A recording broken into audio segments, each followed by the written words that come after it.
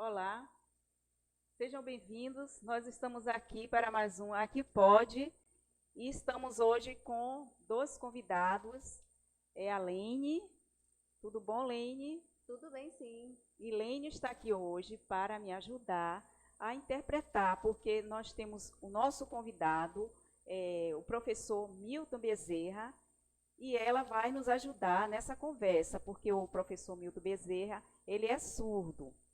Então, nós vamos falar um pouco sobre Libras e sobre a inclusão dos surdos na nossa sociedade. Tudo bom, professor? Tudo bem. Que bom. Então, nós gostaríamos que o senhor falasse um pouco a respeito da sua vida. Quais foram as coisas que o senhor já passou como surdo, desde a sua infância até agora? Como tem sido? Eu nasci em Salvador. Meus pais não sabiam que eu era surdo. Depois, quando eu tinha mais ou menos 4 anos, me levaram ao médico e descobriram que eu era surdo. Ficaram muito aflitos, preocupados com isso. Eu cresci, quando eu tinha 6, 7 anos, eu comecei a estudar numa escola para surdos. Fui com meu uniforme, uma gravatinha, meus livros. Meu pai me levou para a escola. Quando chegando lá, tinha um jeito diferente de usar, me comunicar, e a professora escrevia no quadro muitas palavras, ela falava, era tudo oralizado. Eu não conhecia as palavras, não conseguia me comunicar também. E eu perguntava para os colegas o que é aquilo. E eu tinha medo porque a professora, ela pressionava muito a gente. Tinha que fazer leitura labial e eu não conhecia as palavras. E aí, quando chegava em casa, eu abria um livro e meu avô me ensinava as letras A, B, C. Eu não sabia como era o meu nome. E aí, aos poucos, eu fui aprendendo. E na escola, a professora usava palmatória para dar o castigo de madeira e batia na mão da gente. Todo mundo Horror. ficava com muito medo, os colegas. E a mão doía muito, eu fiquei muito abalado com aquilo. E aí tinha que ir na fono também, era obrigatório para a gente fazer a terapia com o fono para aprender a fazer a leitura labial e falar. E na escola sempre a gente ficava de castigo e a professora batia na palmatória. E falaram para o meu pai que eu estava apanhando na escola com a palmatória. E meu pai ficou muito chateado e me tirou dessa escola. E eu fiquei Que em horror. casa e tinha muitos livros na minha casa. Meu pai era advogado, jornalista também. E aí tinham muitos livros e eu tinha muita curiosidade, ficava olhando, folheando os livros. E eu fui aprendendo as palavras, nome, irmão, ofício, aprendendo a escrever também. E aí, mas eu sofria muita pressão. E agora eu fazia o quê? Eu ficava sozinho. Não tinha como. Nós mudamos para o Rio, a minha família. Nas férias, nós fomos de navio para o Rio. Quando chegou lá, eu vi o Corcovado, que coisa linda. Eu já tinha visto nos livros. Aí passeamos, depois voltamos para Salvador. Não ia para a escola, ficava em casa. E depois eu fiquei muito feliz que meu pai resolveu se mudar para o Rio de Janeiro. Nós fomos de carro, viajamos. E quando chegamos lá, eu gritei, vou para a escola, eu vou para a escola. E aí fiquei muito ansioso. Aí meu pai, calma. E aí fez todos os preparativos, alugou uma casa. E eu já em Salvador, na escola Wilson Lins, que eu estudei, não podia usar Libras, era proibido. E quando chegou lá, o mundo se abriu para mim. Porque o surdo me deu um sinal, meu sinal é esse, Milton, por causa do meu cabelo que era enrolado, mas eu não posso mais mudar o sinal. Fiquei 4 anos no Rio, foi maravilhoso. E depois voltamos para Salvador. E aí, de novo, foi difícil, não tinha escola. Eu fui para a escola de ouvintes, não tinha intérprete. Foi um sacrifício muito grande, muito difícil. Aí eu fui passando, né, todas as séries até terminar. Vestibular eu não fiz. E aí eu fundei o SESBA, o Movimento pelos Direitos da Comunidade Surda, o SESBA, Centro de Estudos da Bahia. Nós realizamos muitas conquistas, conseguimos vagas para os surdos trabalharem na Embasa, Paz Mendonça, o antigo supermercado. Fiz projetos de trabalho e apresentamos e conseguimos. Antigamente o surdo não conseguia trabalhar, era muito difícil. Não podia casar, não podia dirigir, não podia trabalhar, mas eu, juntamente com Tadeu, um outro surdo, lutamos e fizemos várias conquistas para a comunidade surda. O SESBA hoje, até hoje existe e a comunidade surda mantém o SESBA. Depois eu fiz vestibular e fui fazer um curso e tinha que ler muito. Eu fiz pedagogia. E aí agora que eu entrei na faculdade? Eu sou surdo, muito difícil, o sacrifício foi sofrido para mim. Tinha prova, eu tinha que fazer, tinha que escrever, ficava suado, cansado. Fazia apresentação, escrever, acompanhar as leituras no quadro. Depois eu consegui me formar. Já me formei, sou pedagogo. E aí surgiu a nova lei 10.456, de 22 de abril de 2022, uma lei muito importante que reconhece a língua de sinais como uma língua brasileira, uma língua oficial do Brasil. Também temos o decreto que obriga o ensino da disciplina Libras, a disciplina Libras em alguns dos cursos da faculdade. Nós tivemos muitas perdas, mas hoje temos muitos direitos, temos direitos a intérprete também. E no futuro, é um direito ter um intérprete na escola. Não pode, é lei, não pode privar o surdo desse direito. Eu sou professor da Faculdade Unijorge, eu ensino Libras lá, tenho muitos alunos. Eles ficam assustados quando vê que é um professor surdo que vai ensinar para eles. Mas eles chegam nessa aula e querem falar bom dia, eu digo não, o sinal de bom dia é esse. E eu ensino Libras, eles aprendem o básico. Ele ensina para ouvintes? Ele ensina para ouvintes na Escola Jorge Amado. Na Faculdade Legal. Jorge Amado. Já ensinei em outras faculdades também, na FIB já ensinei. Foi bom, foi ótimo.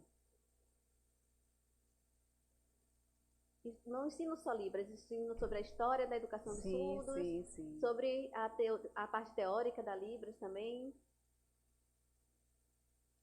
Curso básico. Se o profissional ele não sabe Libras, como é que pode? Como é que ele vai atender? Precisa perguntar para o surdo. Se o surdo vai para o médico com a mãe, uma gestante surda acompanhada, o médico não pergunta à surda o que ela tem, pergunta ao acompanhante. Isso é difícil, mas ele precisa aprender Libras para poder se comunicar com o paciente surdo. Sim. Como o professor estava comentando, muitas coisas, né? A grande história de vida e muitas coisas que o professor passou. E nós sabemos que hoje, né, ainda no Brasil, segundo as pesquisas, né, nós temos no Brasil em torno de 5% da nossa população pessoas surdas, né? Então, isso dá um número assim, mais ou menos de uns 10 milhões de pessoas. Então, é muita gente.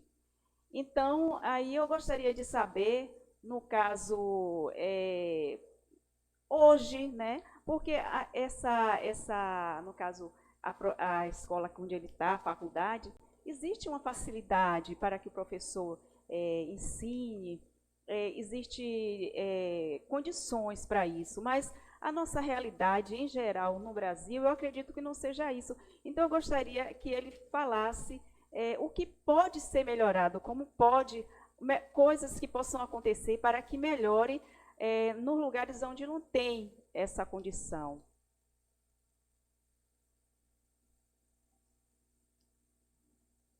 Para melhorar, a gente precisa melhorar a educação dos surdos, principalmente no interior. Sim. Falta muito, falta intérprete, as prefeituras precisam pensar sobre acessibilidade para surdos. Bota o surdo na sala dos ouvintes é uma perda de tempo, porque a língua de sinais ela é visual. O surdo ele aprende através do visual. Aqui em Salvador está melhor, antigamente nem tinha, mas falta no interior Sim. melhorar, contratar empresas, também ter intérprete nas empresas e aumentando a quantidade e melhorando. No interior, tem interiores que são muito longes, Que não tem, né, que essa não tem condição. ensino apropriado para os surdos. Mas a prefeitura ela precisa se adequar à lei. Uhum. Não pode deixar excluir o surdo. É um direito dele. A primeira escola para surdos foi o INES, há muitos anos atrás. Foi muito importante para o Brasil, quando não existia nada. Bahia, Amazonas. Qual é o estado que fica? Fica no Rio de Janeiro. Estado. Porque o INES, ele era um internato. Os surdos, eles dormiam no INES. Nas férias, eles iam para visitar suas famílias nos seus estados e depois eles voltavam para o Rio para estudar lá. E depois mudou. Isso mudou, não é mais internato. E aí só podia estudar lá mesmo quem morava no Rio. Aqui em Salvador existem várias instituições para surdos. Antigamente só existia o INES no Brasil. Sei. 1856 que o INES foi fundado. Até hoje existe. Por isso que o dia 26 de setembro é o dia do surdo, porque foi o dia da fundação do INES e nós fazemos vários movimentos. No mês de setembro, né? Mês de setembro. Vocês usam uma cor, né? Que é a cor azul. Tem algum significado, no caso?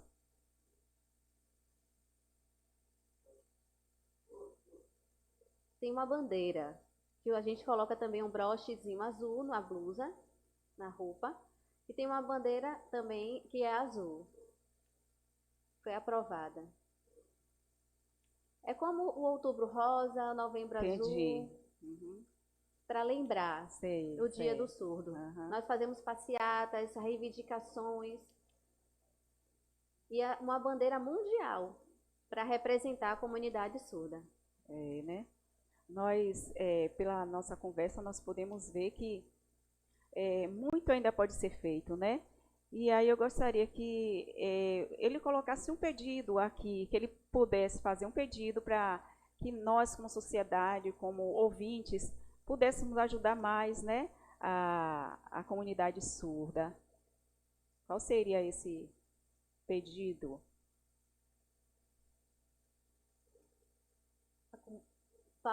Nós já lutamos muito, já tivemos muitas conquistas, somos fortes, temos a FENES, que é a Federação também Nacional dos Surdos.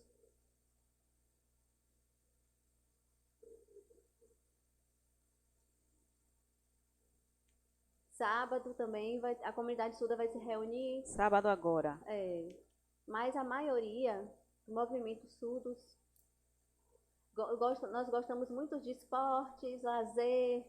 A comunidade surda, nós nos reunimos também para isso. É muito importante a união dos surdos. Temos o SESBA também, que é o Centro de Surdos da Bahia. FENES fica lá no Rio, a sede. Temos também a Associação dos Esportes, que é muito forte nessa luta na comunidade surda. Mas a gente sempre falta avançar mais. Gostei muito, viu, professor, de tê-lo aqui conosco, né, para falar um pouco, né, sobre a comunidade surda. E eu gostaria muito de agradecer a vocês, gostaria de agradecer a você, Lene, por cooperar, por estar aqui. Eu sei que vocês têm o trabalho de vocês, mas vocês, né, atenderam esse pedido e vieram aqui. Eu gostaria de agradecer a vocês por essa, né, essa entrevista, por estar aqui com a gente, viu? Muito obrigado mesmo. E então eu O professor gostaria. Milton gostaria de fazer um fechamento. Sim, sim, sim, pois não. O surdo tem direito à carteira de habilitação, carro e pilotar moto também. Em Salvador, que é capital, temos alguns problemas. O quê? O surdo passa, ele consegue passar no exame, contudo, o oftalmologista no exame não aceita que o intérprete acompanhe o surdo. O médico quer, como é que ele vai se comunicar com o surdo? E o surdo termina não sendo aprovado, porque ele precisa do acompanhamento do intérprete. Então, falta respeitar esse direito do surdo. Sim, sim. O Detran precisa rever isso. Eu tenho minha carteira de habilitação há muitos anos. Já proibi o intérprete, mas eu reivindiquei, não aceitei. A comunidade surda pensa que surdez, se ele precisa usar aparelho, que ele precisa fazer um implante. Não. Ou o surdo não precisa de aparelho, ele pode dirigir. Mas eles sempre exigem que a gente, na habilitação, use aparelho para dirigir. O Detran precisa respeitar esse direito do surdo.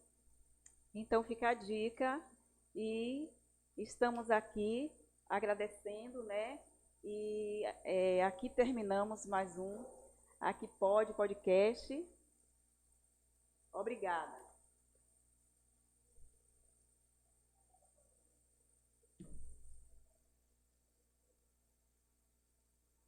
Finalizou?